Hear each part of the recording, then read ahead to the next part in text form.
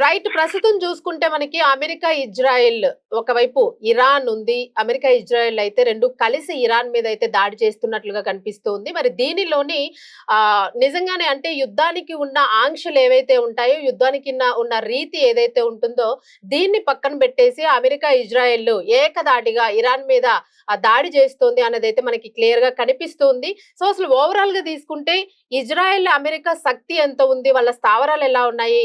ఆ సైనిక శక్తి ఎలా ఉంది? అలాగే గన్స్, అలాగే రాఫిల్స్ వీటన్నిటి యొక్కను ఆయుధాల యొక్క సామర్థ్యం ఎలా ఉంది? ఒకవైపు ఇరాన్ ని తీసుకుంటే వాళ్ళ ఆయుధ సంపత్తి, వాళ్ళ స్థావరాలు, వాళ్ళ సైనిక శక్తి ఇవన్నీ కూడా ఎలా ఉన్నాయి? సో ఎవరు వీక్ గా ఉన్నారు? అంటే ఇరాన్ ఒంటరిగా పోరాటం చేస్తోంది కాబట్టి సో ఇరాన్ ని మనం వీక్ అనుకోవచ్చా?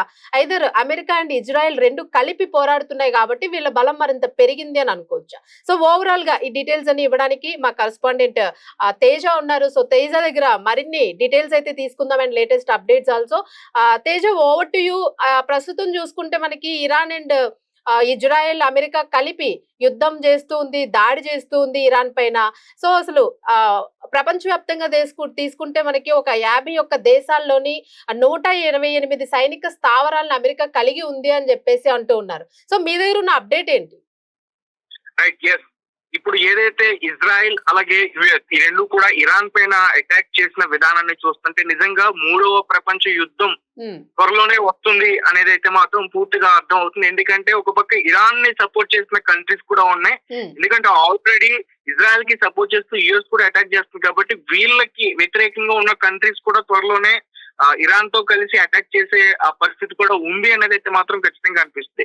ఇక ఓవరాల్ గా ఈ అమెరికా గురించి కానీ, లేదంటే ఇరాన్ గురించి కానీ, ఇజ్రాయెల్ గురించి కానీ మేజర్ గా ఈ యుద్ధంలో మేజర్ రోల్స్ వీటికి ఉన్నాయి కాబట్టి సో వీళ్ళ యొక్క సైనిక బలగం ఎంత, వీళ్ళకి ఫైర్ జెట్స్ ఎన్ని ఉన్నాయి, ఎక్కడెక్కడ వీళ్ళకి స్థావరాలు ఉన్నాయి అనే విషయానికి మాట్లాడుకుంటే ముందుగా మనం అమెరికా గురించి మాట్లాడుకోవాలి. అమెరికా అగ్రరాజ్యం అయిన అమెరికాకి దగ్గరగా 51 దేశాల్లో 128 సైనిక స్థావరాలు ఉన్నాయి. అలాగే అత్యంత కీలకమైన పశ్చిమ ఆసియాలో కూడా చాలా గణనీయమైన స్థాయిలోనే సైనిక శక్తిని ఇప్పటి వరకు మోహరించింది. అలాగే అగ్రరాజ్యానికి దాదాపు 40,000 మంది సైనికులు కూడా ఉన్నారు. అలాగే ఈ మధ్య ఇరాన్ పై దాడి చేయడానికి కొన్ని వారాలుగా వాళ్ళందరినీ కూడా ఇక్కడికి మోహరించారు. అలాగే విమాన వాహనౌకలు USS Gerald R Ford, USS Abraham Lincoln ఈ ప్రాంతానికి ఆల్రెడీ తరలించారు. అలాగే ఈ 2 విమాన వాహక నౌకల నేతృత్వంలో 2 క్యారియర్ స్ట్రైక్ విభాగాలు కూడా ఉన్నాయి. అంటే ఒక్కో విభాగంలో ఒక్క విమాన వాహనౌకతో పాటు భారీగా ఆయుధాలు కలిగిన 3 గైడెడ్ మిసైల్ డిస్ట్రాయర్ యుద్ధ నౌకలు కూడా ఉన్నాయి. Abraham Lincoln, Gerald Ford F-18 fighter జెట్లు, అలాగే U-2 ఆ మధ్య E-2 గురించి కూడా ఎక్కువగానే మాట్లాడుకున్నాం. ఇజ్రాయెల్ కి ఇరాన్ కి వార్ జరుగుతున్నప్పుడు సో E-2 గణనతల ముందస్తు హెచ్చరికలు, వాటికి సంబంధించిన విమానాలు, అలాగే రవాణా విమానాలు కూడా ఉన్నాయి. అలాగే జెరల్డ్ ఫోర్డ్ లో F-35 స్టెల్త్ యుద్ధ విమానాలు మోహరించాయి. అలాగే వీటికి తోడు పెద్ద సంఖ్యలో ఫైటర్ జెట్లను ఈ ప్రాంతంలోని తన స్థావరాలకు అమెరికా పంపించింది. అలాగే పశ్చిమాసియాలో అమెరికాకి 8 శాశ్వత స్థావరాలు కూడా ఉన్నాయి. 11 ఇతర సైనిక కేంద్రాలు కూడా ఉన్నాయి. ప్రత్యర్థి గగనతల దాడుల్ని కాచుకోవడానికి, ముందుగా ఎదుర్కోవడానికి అదనంగా terminal high altitude area defence, దాన్ని తాడ్ అని కూడా పిలుస్తారు, పేట్రియట్ ఎయిర్ డిఫెన్స్ వ్యవస్థను కూడా ఆల్రెడీ మోహరించింది. రైట్. అలాగే అంటే మనం స్థావరాల విషయానికి వస్తే సో స్థావరాలు అనేవి చాలా ఇంపార్టెంట్. యుద్ధంలోని ఏది జరిగినా కూడా ఒకరికొకరు కనెక్ట్ అవుతూ కూడా ఆ యుద్ధాన్ని కొనసాగిస్తూ ఉంటారు. అలాగే స్థావరాల్లోని కొంతమంది తలదాచుకునే అవకాశం కూడా కనిపిస్తూ ఉంటుంది. సో ఇట్లాంటి స్థావరాల విషయానికి వస్తే మనము ఓవరాల్ గాను బహ్రెయిన్ ని తీసుకుంటే మనం బహ్రెయిన్ లో ఎన్ని స్థావరాలు ఉన్నాయి, ఇది దేనికి ఇంపార్టెంట్ రోల్ ని ప్లే చేస్తూ ఉంది? సో దీని ప్రధాన కార్యాలయం కూడా ఉన్నట్టుగా తెలుస్తుంది. సో మీ దగ్గర ఎలాంటి ఇన్ఫర్మేషన్ ఉంది బహ్రెయిన్ కి సంబంధించి? అంటే అమెరికాకి కేవలం బహ్రెయిన్ లోనే కాదు సైనిక స్థావరాలు, బహ్రెయిన్ తో పాటు కువైట్ లో ఉన్నాయి, అలాగే ఖతర్ లో ఉన్నాయి, అలాగే యుఏఈ లో ఉన్నాయి, అలాగే ఇరాక్ లో కూడా అమెరికాకి చాలా స్థావరాలు ఉన్నాయి. అయితే బహ్రెయిన్ లో అయితే దగ్గరగా ఇప్పటి వరకు 9,000 మంది సైనికులు అక్కడ ఉన్నట్లుగా చెప్తున్నారు. క్లియర్ గా చెప్పాలంటే ఈ దేశంలోని జూ ఫెయిర్ లో అమెరికా నౌకదళ 5వ ఫ్లీట్ ప్రధాన కార్యాలయం కూడా ఉంది బెహ్రాన్ లో. అలాగే పశ్చిమ ఆసియాలో అమెరికా నేవీ కార్యకలాపాలకు ఇదే కీలక స్థావరం. ఇక్కడ 4 మైన్ కౌంటర్ మేజర్ యుద్ధ నౌకలు, అలాగే ఒక ఎక్స్‌షిడియషనరీ సపోర్ట్ యుద్ధ నౌక, 2 సైనిక సరుకు రవాణా నౌకలు మోహరించాయి. అలాగే బెహ్రాన్ లో సముద్ర గస్తీ విమానాలు P-8 పోసైడన్, EP-3 అలాగే ఏరిస్ 2 నిఘా విమానాలు, పేట్రియట్ క్షిపణి రక్షణ వ్యవస్థలు కూడా ఉన్నాయి. అలాగే నేను చెప్పినట్టు ఈ దేశంలో బెహ్రాన్ లో ఆల్రెడీ బెహ్రాన్ పైన కూడా ఇరాన్ అటాక్ చేసిన పరిస్థితి ఉంది. ఈ దేశంలో ఇప్పటివరకు ఆల్రెడీ 9,000 మంది అమెరికన్ సైనికులు మోహరించారు ఉన్నారంటూ కూడా చెప్తున్నారు. సో మరి ఇరాన్ పరిస్థితి ఎట్లా ఉంది? ఇరాన్ సైన్యము మనం అంటే ఎంత సైన్యం ఉంది లెక్క ఏమైనా తెలుస్తూ ఉందా? ఎంత సైన్యం ఉండొచ్చు అని అంచనా వేయొచ్చు? ఎందుకంటే ఇప్పుడు ఈ యుద్ధ వాతావరణాన్ని ఎదుర్కోవడానికి గానీ చాలా మంది ఇరాన్ దాడుల్లో చనిపోతూ ఉన్నారు కాబట్టి సో సైన్యం ఎంత ఉంది? ఇప్పటికి ఎంత లెస్ అయ్యే ఛాన్స్ ఉంది? ఇంకేమైనా మీరు అన్నట్టుగా ఇరాన్ తో పాటు ఇంకా ఏవైనా ఇతర దేశాలు గనుక నిజంగానే కలిస్తే ఇంకేమైనా పెరిగే ఛాన్స్ ఉందా? ప్రస్తుత పరిస్థితి ఎట్లా ఉంది సైన్యానికి సంబంధించి? ఖచ్చితంగా ఇరాన్ సపోర్ట్ చేసిన చైనా కానీ, రష్యా కానీ, కొరియా కానీ ఈ దేశాలు ఇరాన్ సపోర్ట్ చేస్తూ యుద్ధంలో గనక వారు కూడా పార్టిసిపేట్ చేస్తే ఖచ్చితంగా 3వ ప్రపంచ యుద్ధం చాలా దారుణంగా ఉంటుంది. చాలా దేశాలని కూడా పూర్తిగా నేల మట్టమయ్యే అవకాశం కూడా ఉంది. ఎందుకంటే ఒక్కొక్కరి దగ్గర చాలా క్షిపులు ఉన్నాయి, అణు స్థావరాలు కూడా ఉన్నాయి. అందరూ కూడా చాలా డెవలప్ చేసుకున్నారు. అందులో ఇండియా కూడా చాలా డెవలప్ చేసుకుంది. అయితే ముఖ్యంగా ఇరాన్ గురించి మాట్లాడదాం. ఇరాన్ ఏంటి అసలు? ఇజ్రాయెల్ అంటే టెక్నాలజీలో చాలా పెద్ద పేరున్న ఇజ్రాయెల్, దానికి తోడు అమెరికా కూడా వాళ్ళకి హెల్ప్ అవుతుంది. 2 దేశాలు కలిపి ఇరాన్ లాంటి దేశం పైన ఈజీగా ఎక్కడైతే వాళ్ళు టార్గెట్ పెట్టుకున్నారో అక్కడ ఈజీగా అటాక్ చేయగలుగుతున్నారు. ఆర్మీకి సంబంధించిన అధికారులు ఇళ్ల పైన చేస్తున్నారు. గతంలో న్యూక్లియర్ వెపన్స్ సంబంధించిన శాస్త్రవేత్తలు ఇళ్ల పైన అటాక్ చేశారు. రీసెంట్ గా ఖమేనీని కూడా వాళ్ళు చంపడం జరిగింది. అట్లా ఖమేనీ ఎక్కడున్నాడో బంకర్ లో ఉన్న ఆ వ్యక్తిని కూడా చంపేసి అతను చనిపోయాడనే విషయాన్ని కూడా ఇజ్రాయెల్ తన గూఢచార వ్యవస్థ నుంచి ఆ న్యూస్ ని తెలుసుకోగలిగిందంటే ఎంత డెవలప్ అయింది అనేది మనం ఆలోచించుకోవచ్చు. అట్లాంటి కంట్రీస్ పైన ఇరాన్ వాళ్ళు ఎన్ని అటాక్స్ చేస్తున్నా గానీ ఇరాన్ కూడా ఎక్కడ కూడా తగ్గకుండా అటాక్ చేసేందుకు ప్రయత్నిస్తున్నారు. అంటే యుద్ధంలో ఎవరికి ఎక్కువగా భారీ నష్టం అంటే ఖచ్చితంగా ఇరాన్ దే భారీ నష్టం చెప్పొచ్చు. బట్ ఇరాన్ సైన్యం గురించి మాట్లాడుకోవాలంటే సంఖ్యపరంగా ఇరాన్ సైన్యం చాలా పెద్దది. దీర్ఘకాలం నుంచి కూడా ఆంక్షలను ఎదుర్కొంటున్న ఇరాన్ దేశీయ ఆయుధ ఉత్పత్తి అలాగే క్షిపణుల అభివృద్ధికి ప్రాధాన్యం ఇస్తుంది. ఈ దేశ సైన్యంలో దగ్గరగా 6.1 6 లక్షల మంది క్రియాశీల సైనికులు ఉన్నారు. ఇంకా చాలా మంది, కొన్ని వేల మంది రిజర్వ్ పారామిలిటరీ దళాలు కూడా ఉన్నాయి. అలాగే ఇరాన్ భూతాల సైన్యం ప్రధానంగా సంఖ్య బలం చాలా ఉందని చెప్పుకోవాలా. ఇరాన్ కూడా దానిపైన ఎక్కువగా ఆధారపడుతుంది. ఈ దేశం వద్ద దాదాపు 2,000 ట్యాంకులు ఉన్నాయి. అలాగే వేల సంఖ్యలో సాయుధ శకటాలు ఉన్నాయి. 1,500 సంచార రాకెట్ లాంచర్లు ఉన్నాయి. వీటితో భారీగా ఎట్లాంటి మిసైల్స్ అటాక్ చేసినా గానీ వాటిపైన విరుచుకుపడేంత సత్తా అయితే మాత్రం ఇరాన్ కు ఉంది.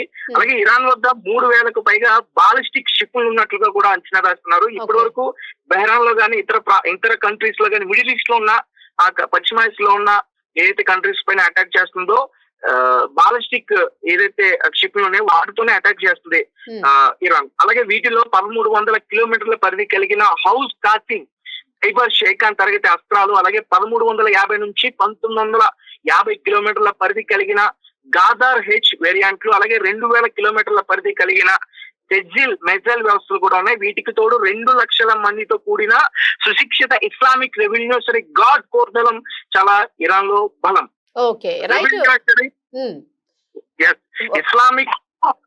ఇస్లామిక్ అందరూ చెప్తా ఉంటారు IRGC.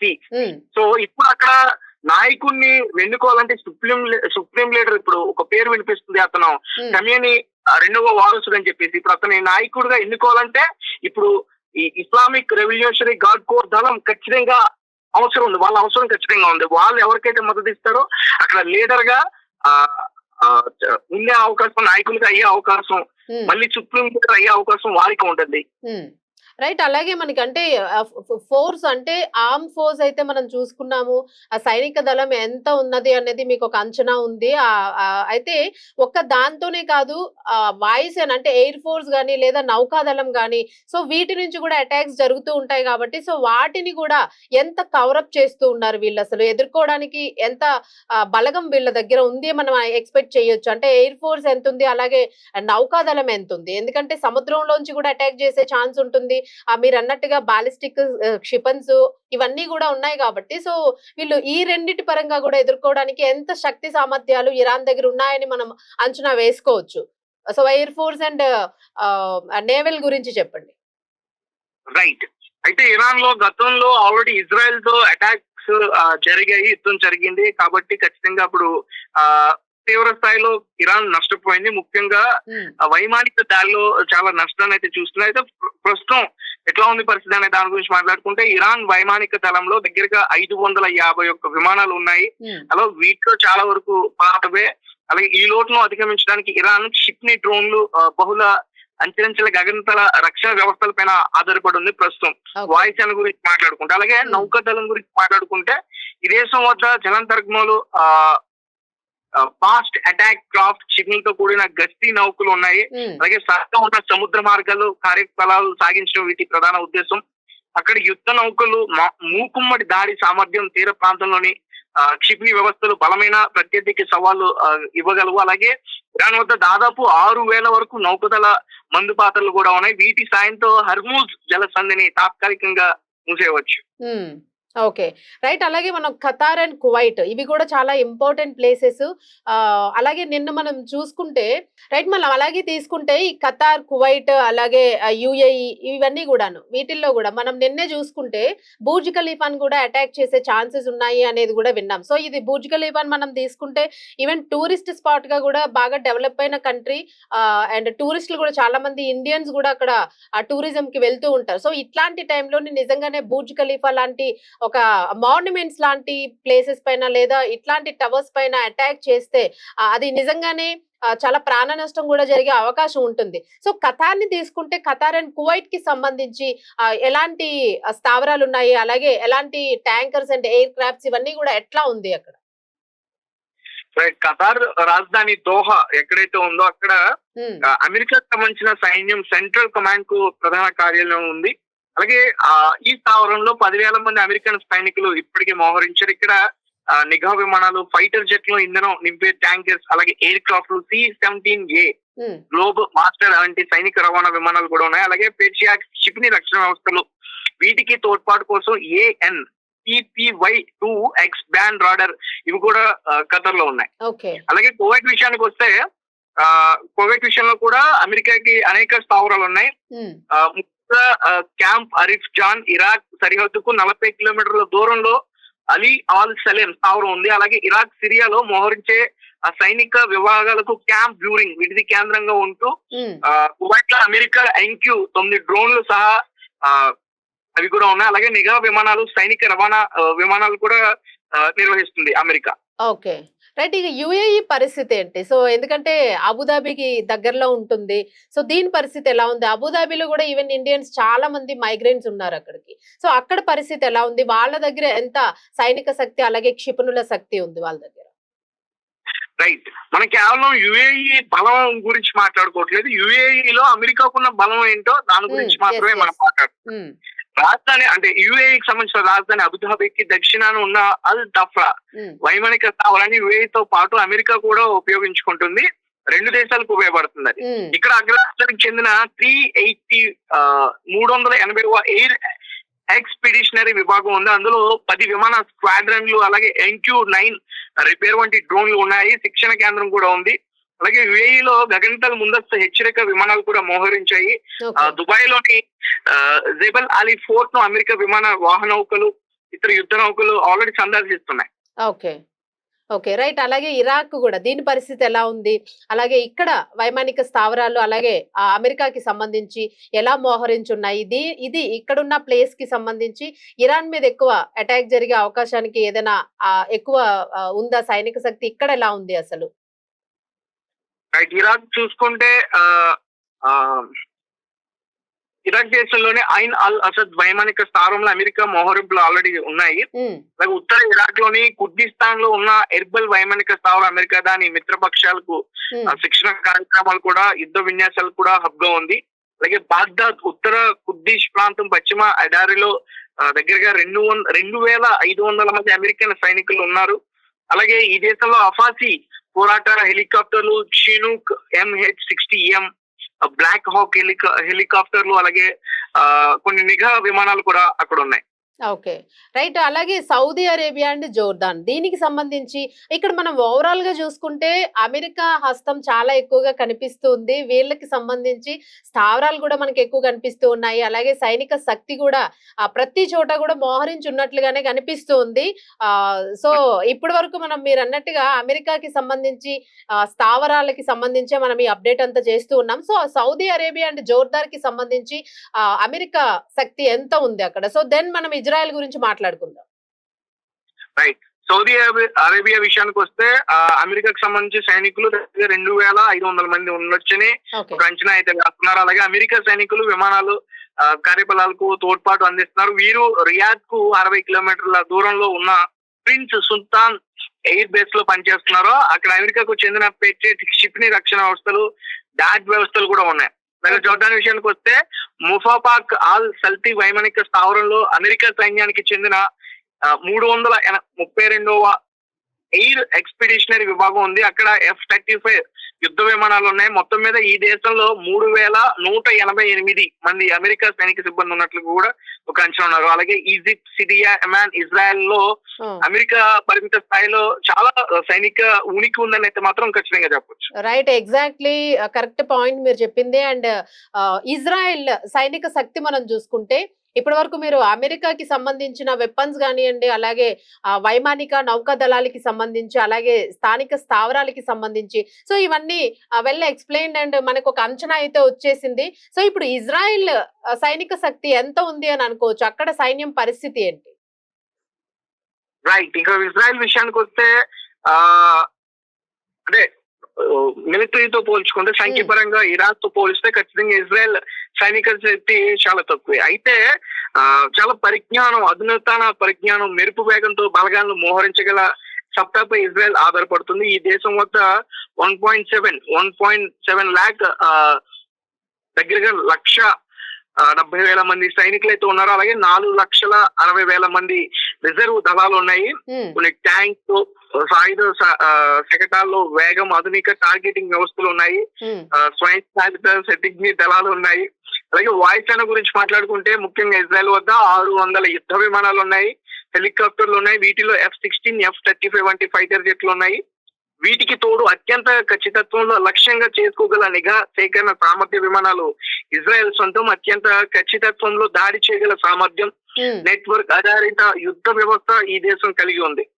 అలాగే నౌకదళం చూసుకుంటే ఇజ్రాయెల్ కి సంబంధించి నేవీలో దగ్గరగా 100 యుద్ధ నౌకలు అయితే ఉన్నాయి. ఇందులో 6 జలాంతర్గమలు, 7 కార్వెట్లు, గస్తీ నౌకలు. ఇవి తీర రక్షణతో పాటు వేగంగా దాడులు కూడా చేయగలవు. అలాగే దాడి చేసిన వాటిని కూడా అడ్డుకునే సామర్థ్యం కూడా కలిగి ఉన్నాయి. ఇజ్రాయెల్ వద్ద చాలా శక్తివంతమైన iron dome, David sling, euro tag క్షిపణి రక్షణ వ్యవస్థలు కూడా ఉన్నాయి. ఇవి గగనతలంలోనే శత్రు క్షిపణులు, రాకెట్లను నేల కోల్చగలవు. ప్రత్యర్థిపై నిఘా వేసేందుకు శక్తివంతమైన రాడర్లు, రాక్స్ వంటి వ్యవస్థలు అలా ఉన్నాయి వీటి దగ్గర ఇప్పటి వరకు. అలాగే 6,500 కిలోమీటర్ల పరిధి కలిగిన జెరికో 3 క్షిపణులతో పాటు 3,500 కిలోమీటర్ల పరిధి కలిగిన జెరికో 2 క్షిపణులను ఇజ్రాయెల్ కలిగి ఉంది. LORA, Popeye, Delilah, Gabriel, Spike తరగతి క్షిపణులను కూడా తన అమ్ముల పూదీలో చేర్చింది. ఈ దేశం వద్ద దగ్గరగా 90కి పైగా అణ్వస్త్రాలు కూడా ఉన్నాయి. Okay, okay, right. మొత్తానికి చూసుకుంటే తేజ రియల్లీ అసలు మీరు అన్నట్టుగా నిజంగానే ఇంకొక వరల్డ్ వార్ వచ్చేసే అవకాశం ఉంది అన్నట్టుగా వీళ్ళందరూ కూడా మొత్తం వాళ్ళ సైనిక బలగాన్ని అయితే మాత్రము సిద్ధం చేసుకున్నారు. అండ్ ఇరాన్ కూడాను నిజంగానే ఈ రెండింటిని కలిపి ఒకటే దేశము, అలాగే వీళ్ళతో కంపేర్ చేసుకుంటే కాస్త బలము, శక్తి అంతా కూడా ఒక యావరేజ్ పరిధిలో ఉంది. బట్ నిజంగానే చాలా తెలివిగా అటాక్ చేస్తుంది ఇరాన్ అని అయితే మనం చెప్పుకోవచ్చు. So thank you for information Teja. Thank you. So ఇది ఇప్పుడు ప్రస్తుతం మనం చూసుకుంటే ఇరాన్ అమెరికా, ఇజ్రాయెల్ అలాగే ఇరాన్ కి సంబంధించిన యుద్ధ వాతావరణం అయితే మాత్రము అత్యంత వేడిగా రగులుతూనే ఉంది. ఎక్కడా కూడా అది కూల్ ఆఫ్ అయినట్లుగా కనిపించడం లేదు. సో ఒకరికి మించి ఒకరు యుద్ధ వాతావరణంలో యుద్ధంలోనైతే మాత్రము దాడి ఒకరిని మించి ఒకరు దాడి చేసుకుంటున్న పరిస్థితులు కనిపిస్తూ ఉన్నాయి. అలాగే అక్కడున్న క్షిపణులు గానియండి, శక్తి గానియండి, అంటే సైనిక సంపత్తి, అలాగే వైమానిక నావిక సంపత్తి, అలాగే స్థానిక స్థావరాలు కానియండి, అలాగే సైన్యము పూర్తిగాను. కొంత సైన్యం అయిపోతే మరికొంత సైన్యాన్ని యాడ్ ఆన్ చేసుకోవడానికి కూడా వీళ్ళు ఆల్రెడీ ఆర్మ్డ్ ఫోర్స్ ని రెడీగా పెట్టుకున్నట్లుగా అక్కడ కనిపిస్తూ ఉంది.